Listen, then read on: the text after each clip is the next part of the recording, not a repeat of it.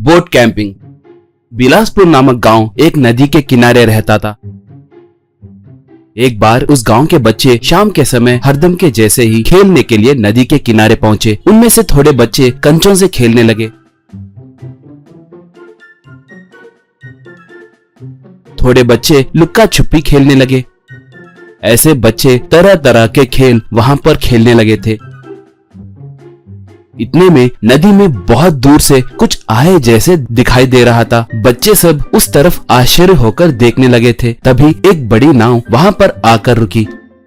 उसे देखकर राकी नाम का एक बच्चा दंग होकर, वाह, कितनी बड़ी नाव है, बहुत बढ़िया है, कहा। दूसरा बच्चा, हो, इतनी बड़ी नाव को मैंने हमारे गांव में कभी नहीं देखा। ऐसे सब उस नाव के बारे में बात करने लगे।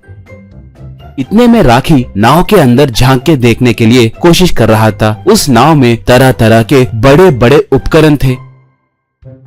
उतना ही नहीं, उस नाव में सफेद कोट पहना एक आदमी भी था। वो उस बच्चे को देखकर स्नेह पूर्वक से उसे पास आने के लिए हाथ हिलाते हुए इशारा करने लगा। बच्चे उसके पास आए। तब वो, बच्चों, मेरा नाम डॉक्टर मुन्ना है। ये बोट एक चलती फिरती अस्पताल है। आप सबको चिकित्सा सेवाएं उपलब्ध करने के लिए मैं यहाँ पर आया हूँ, कहा। ऐसे वो उस नाव में से नीचे उतरकर उस नदी के बगल में एक कैंपिंग टेंट तैयार करके रखा। ये सब वो बच्चे हैरान होकर देखने लगे।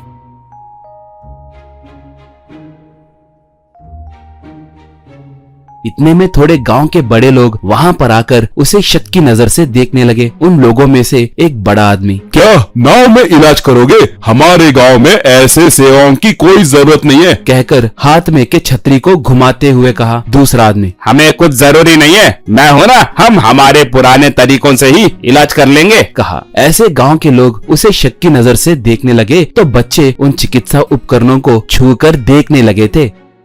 इतने में राखी उस बोट में क्या है कहकर, क्या क्या होता है कहकर जानने के लिए उस नाव के पास नदी के किनारे चलने लगा था।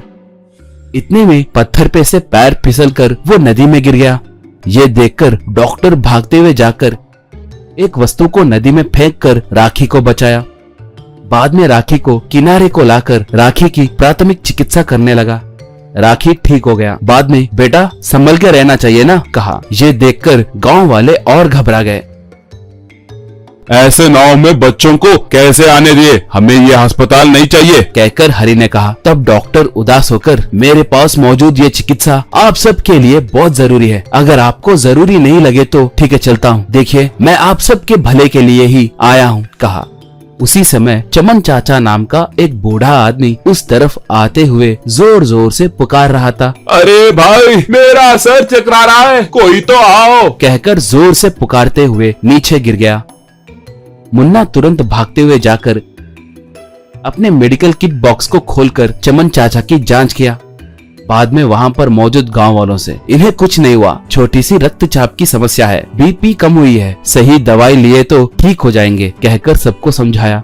इतने में चमन चाचा उठ के खड़े हो गए। सब चमन चाचा की ओर देखने लगे। एक, इतने असरदार दवाइयाँ दे रहा है, जरूर यह आदमी अच्छा ही होगा, हम इसके पास स्वास्थ्य जांच करवाएंगे, कहा। गांव वाले स्वास्थ्य जांच के लिए मान गए। उसके बाद बच्चे, बूढ़े, जवान, महिलाएं सब एक एक करके आने लगे और हेल्थ चेकअप करवाने लगे। डॉक्टर सबका चेकअप करके इलाज भी किया।